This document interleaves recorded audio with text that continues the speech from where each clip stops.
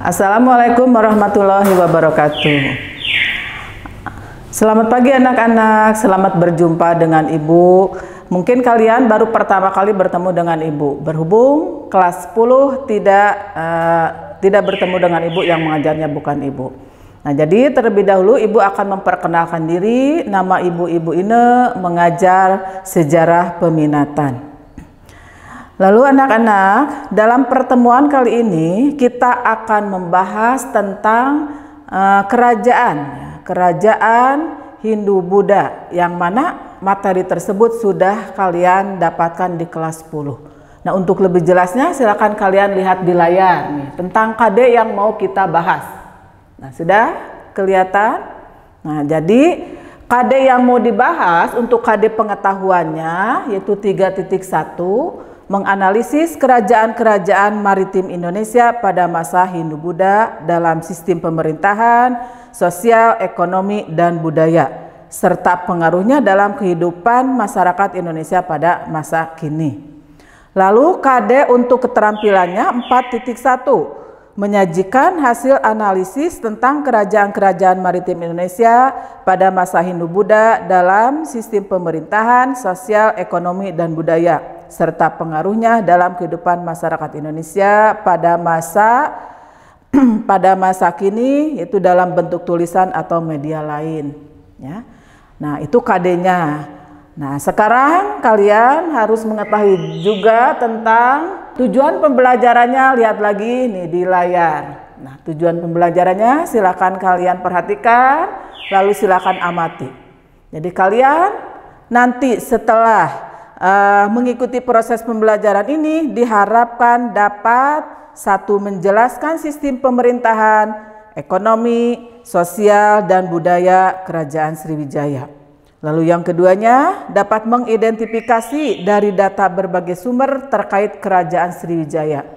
Yang ketiganya, menganalisis dan menarik kesimpulan dari data yang dikumpulkan terkait Kerajaan Sriwijaya. Dan keempatnya, membuat laporan hasil analisis dalam bentuk tulisan dan media lain mengenai Kerajaan Sriwijaya. Nah, itu pembelajaran yang akan kita capai ya, yang nanti kalian harus bisa.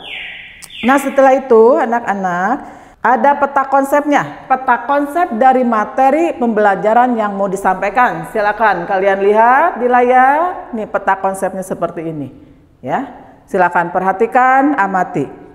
Nah, di dalam pembahasan tentang kerajaan-kerajaan maritim Indonesia pada masa Hindu-Buddha, itu ya, dalam konsep ini kita berarti harus mengulas dulu tentang masuknya agama dan kebudayaan Hindu-Buddha ke Indonesia. Karena ya itu yang di atas ya, yang sebelah atas, yang lingkaran atas. Nah, karena kita tahu kan ya, bahwa berdirinya kerajaan-kerajaan Hindu-Buddha di Indonesia itu merupakan salah satu dampak dari masuk dan berkembangnya Hindu-Buddha ke Indonesia. Nah, barulah nanti kita membahas tentang kerajaan-kerajaan Hindu-Buddha, tapi yang di sini pembahasannya kerajaan maritimnya, tidak semua kerajaan yang dibahas di sini.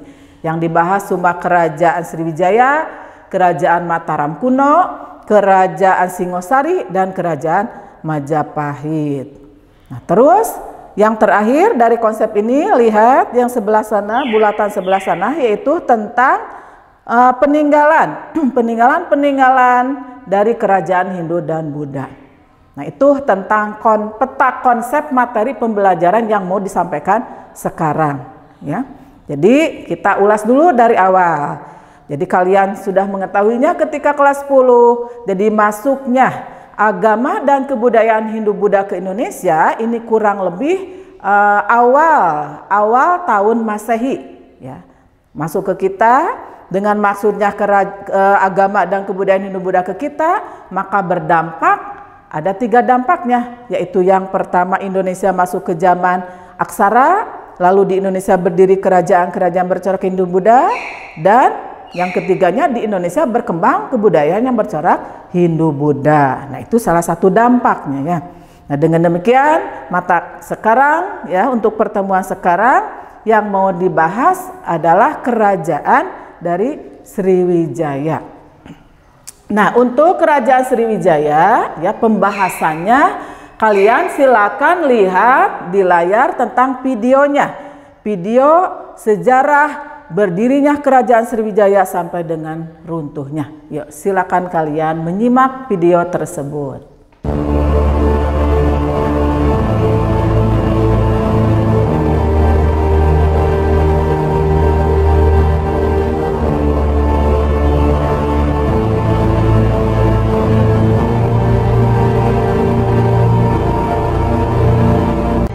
Kerajaan Sriwijaya atau biasa disebut Sriwijaya adalah salah satu kerajaan maritim yang kuat di wilayah Pulau Sumatera dan memberi pengaruh banyak di Nusantara. Dengan daerah kekuasaan membentang dari Thailand, Kamboja, Semenanjung Malaya, Jawa, Sumatera, Kalimantan, dan Sulawesi. Di dalam bahasa Sanskerta, Sri artinya bercahaya dan Wijaya artinya kemenangan.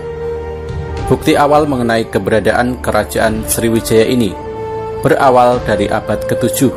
Ait Sing, seorang pendeta Tiongkok, menuliskan bahwa ia tinggal selama 6 bulan saat mengunjungi Sriwijaya, yaitu tahun 671. Prasasti sejarah yang paling tua mengenai Kerajaan Sriwijaya juga berada pada abad ke-7 di Palembang, yaitu Prasasti Kedukan Bukit pada tahun 682.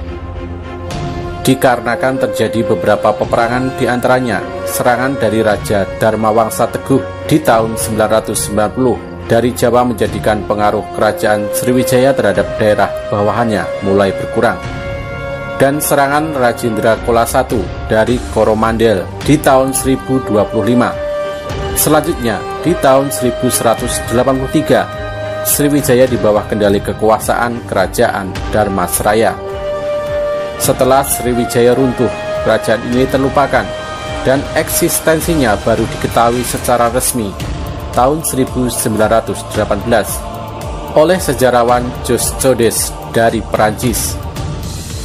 Tidak ditemukan catatan lebih lanjut mengenai Kerajaan Sriwijaya dalam sejarah Indonesia.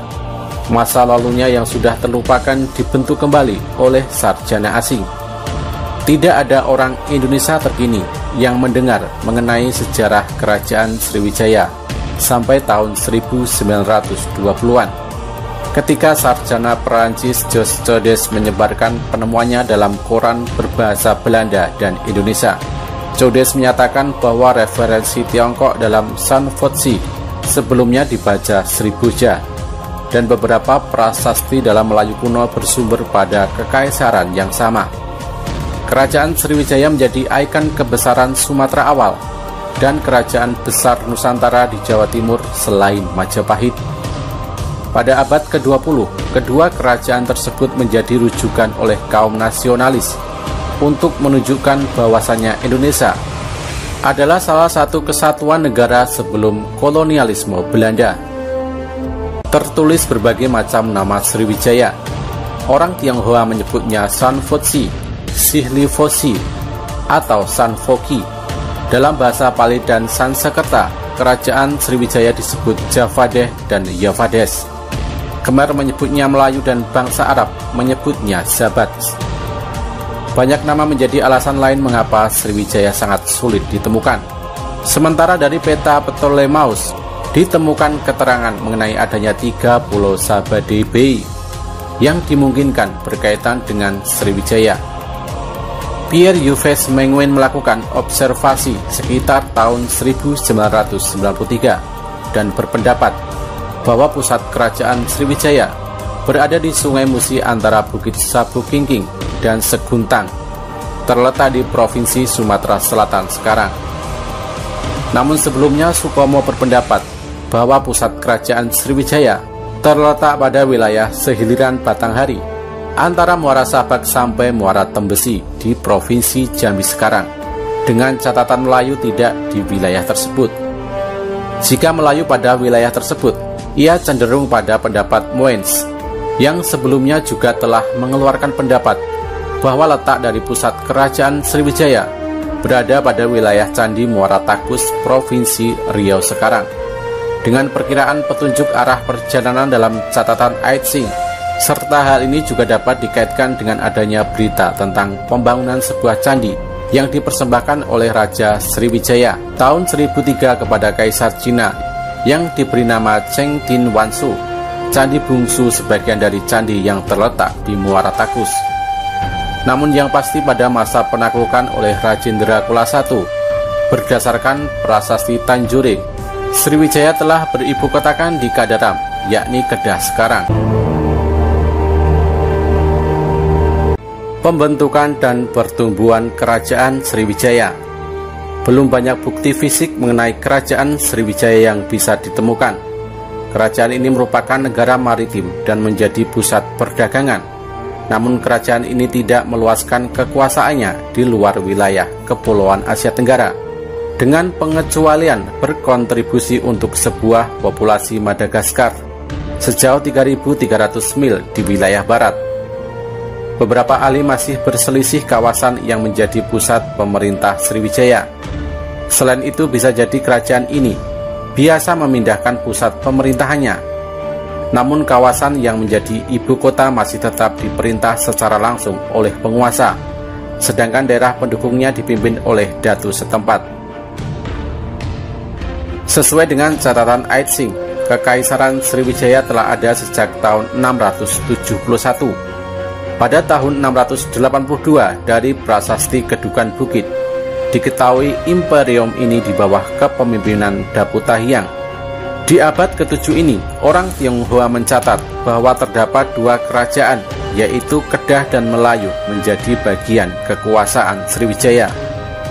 Berdasarkan Prasasti Kota Kapur pada tahun 686, ditemukan di Pulau Bangka. Bagian selatan Sumatera ini telah dikuasai Kemaharajaan Sriwijaya, Pulau Bangka dan Belitung hingga Lampung. Prasasti ini juga menyatakan bahwa Sri Jayanasa telah melancarkan petualangan militer untuk menghukum bumi Jawa yang tidak mau berbakti kepada Sriwijaya. Peristiwa ini bersamaan dengan runtuhnya Kerajaan Holling atau Kalingga di Jawa Tengah dan Tarumanegara di Jawa Barat, yang kemudian besar akibat diserang oleh Sriwijaya. Sriwijaya tumbuh dan sukses mengendalikan jalur perdagangan maritim di Selat Sunda, Selat Malaka, Laut Jawa, Laut Cina Selatan, dan Selat Karimata. Ekspansi kerajaan ini ke Semenanjung Malaya dan Jawa menjadikan Sriwijaya mengontrol dua pusat perdagangan di Asia Tenggara. Berdasarkan penelitian, ditemukan reruntuhan candi-candi Sriwijaya di Kamboja dan Thailand. Pelabuhan Chem di sebelah timur Indochina di abad ke-7 mulai mengalihkan banyak pedagang dari Sriwijaya. Untuk mencegah hal tersebut, Maharaja Dharmasetu melakukan beberapa serangan ke kota-kota pantai di Indochina. Kota Indrapura di wilayah tepi Sungai Mekong di awal abad ke-8 berada di bawah kendali Kerajaan Sriwijaya. Sriwijaya meneruskan dominasinya atas Kamboja sampai pendiri Imperium Khmer. Raja Khmer Jayawarman II di abad yang sama memutuskan hubungan dengan Sriwijaya. Di akhir abad ke-8, beberapa kerajaan di Jawa, antara lain Holling dan Tarumanegara, berada di bawah kekuasaan Sriwijaya. Menurut catatan, Wangsa Sailendra pada masa ini pula bermigrasi ke Jawa Tengah dan berkuasa di sana. Di abad ini pula, di Semenanjung Melayu Langkasuka menjadi bagian kerajaan, di mana berikutnya Trambralingga dan Panpan yang terletak di sebelah utara Langkasuka juga berada di bawah pengaruh kerajaan Sriwijaya. Setelah Dharmasetu, yang menjadi penerus kerajaan adalah Samaratungga. Ia berkuasa pada tahun 792 sampai 835. Tidak seperti Dharmasetu yang ekspansionis, Samaratungga tidak melakukan ekspansi militer, tetapi lebih memilih perkuat penguasaan Sriwijaya di Jawa. Selama masa kepemimpinannya, Samaratungga membangun Candi Borobudur di Jawa Tengah, yang selesai pembangunannya pada tahun 825. Sebagai pusat pengajaran agama Buddha Vajrayana, Sriwijaya menarik banyak peziarah dan sarjana dari berbagai negara di Asia. Antara lain Aitsing, seorang pendeta dari Tiongkok yang melakukan ekspansi ke Sumatera.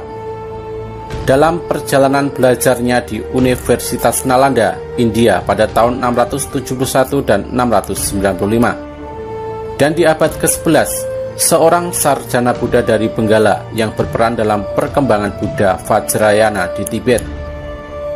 Aitsing melaporkan bahwa Sriwijaya sebagai rumah bagi sarjana Buddha, sehingga menjadi sebuah pusat pembelajaran agama Buddha. Pelancong yang datang ke pulau ini menyatakan bahwa koin emas telah dipergunakan di pesisir kerajaan. Selain itu, ajaran Buddha Mahayana dan Buddha Hinayana juga turut berkembang di Sriwijaya. Budaya India banyak mempengaruhi kerajaan Sriwijaya. Diawali oleh budaya Hindu, kemudian diikuti pula oleh agama Buddha.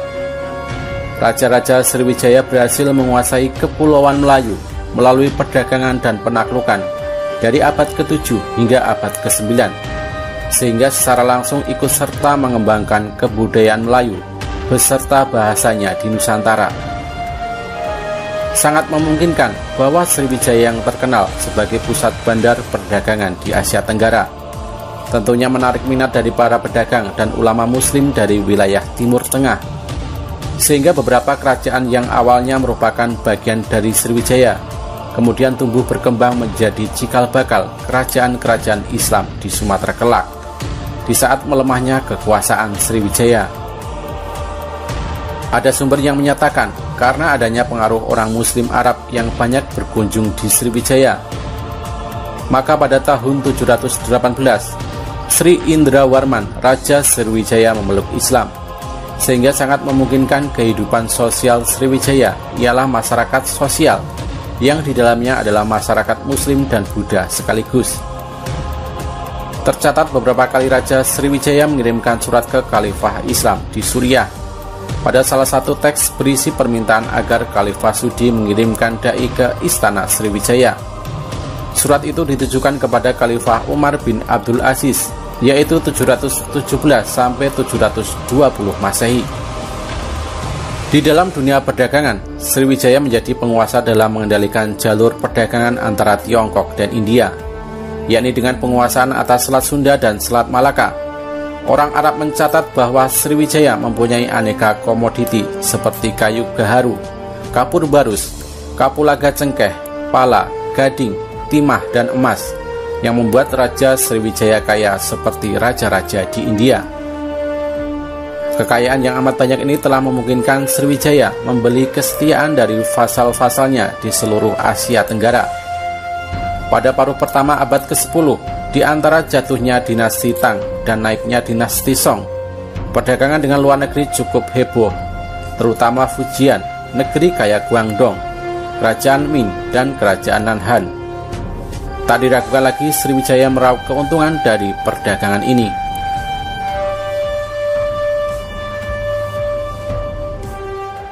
Nah, setelah kalian tadi menyimak dari video kerajaan Sriwijaya, nah sekarang kalian sudah mengetahuinya ya, bahwa kerajaan Sriwijaya itu adalah kerajaan yang berdiri kurang lebih abad ke-7 sebelum Masehi ya.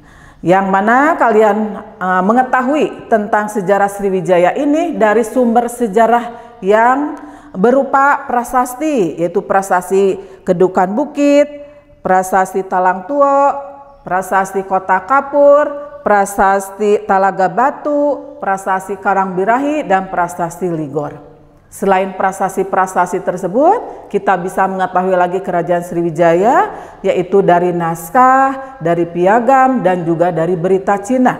Nah itu. Nah dari sana akhirnya kita bisa mengetahuinya. Dan juga perlu kalian ketahui lagi, ternyata ini Sriwijaya, kerajaan dari prasasti yang tadi disebutkan, dikemukakan letaknya ada di Palembang, tapi juga ada yang mengatakan letaknya itu adalah di Jambi. Jadi untuk tempat pusat kedudukan kerajaan Sriwijaya masih diperdebatkan. Tapi kita ya berpacunya kepada sumber sejarah prasasti tadi itu. Nah, di dalam prasasti itu dikemukakan lagi bahwa ternyata Sriwijaya merupakan kerajaan yang megah dan jaya, yang mana kemegahan dan kejayaan kerajaan Sriwijaya tersebut melambangkan kemegahan dan kejayaan bangsa Indonesia pada masa lampau. Nah, Kerajaan Sriwijaya itu kerajaan yang besar dan megah yang wilayah kekuasaannya pun juga luas, yaitu wilayahnya meliputi Kamboja, lalu meliputi Thailand, terus Semenanjung Malaya, Jawa, Sumatera, Kalimantan, dan Sulawesi. Sehingga karena wilayahnya luas ya, maka akhirnya Sriwijaya dikatakan sebagai negara kesatuan pertama di Indonesia. Dan juga karena Sriwijaya menguasai lautan, maka Sriwijaya dikatakan juga sebagai negara maritim. Bahkan perlu kalian ketahui bahwa Sriwijaya ternyata merupakan kerajaan pusat dari agama Buddha se-Asia Tenggara, dengan pendeta Buddhanya yang terkenal yaitu Dharma Kirti. Nah, itu ya kesimpulan dari video tentang sejarah Sriwijaya yang sudah ditayangkan oleh tadi. Nah, lalu sekarang tiba saatnya ke evaluasi. Nah, silakan kalian lihat juga di layar. Ini ada soal-soal evaluasi yang kalian kerjakan. Ini ada 4 soal. Soal yang ke-1, jelaskan kehidupan politik dari Kerajaan Sriwijaya. Soal yang kedua, jelaskan kehidupan sosial Kerajaan Sriwijaya. Soal yang ketiganya, jelaskan kehidupan ekonomi Kerajaan Sriwijaya. Soal yang keempatnya, jelaskan kehidupan kebudayaan Kerajaan Sriwijaya. Silakan kalian kerjakan. Terus ya, kalian mengerjakan evaluasinya ini ya. Boleh kalian melihat, nggak apa-apa, melihat materi dari internet atau dari buku sumber yang kalian punyai. Nah, sebelum mengakhiri pembelajaran ini ada tugas juga yang harus kalian kerjakan. Lihat tugasnya di layar. Nah, dalam tugas tersebut kalian cari foto dari raja-raja Sriwijaya dari internet ya. Lalu foto tersebut kalian susun secara kronologis berdasarkan masa periode pemerintahan. Terus si foto tersebut kalian tempelkan di buku catatan kalian dan kasih keterangan. Hasil pekerjaannya disetorkan 1 minggu berikutnya dan dikirim lewat WA ibu aja. Nah, pembelajaran untuk hari ini dicukupkan sekian. Wabillahi taufiq wal hidayah. Wassalamualaikum warahmatullahi wabarakatuh.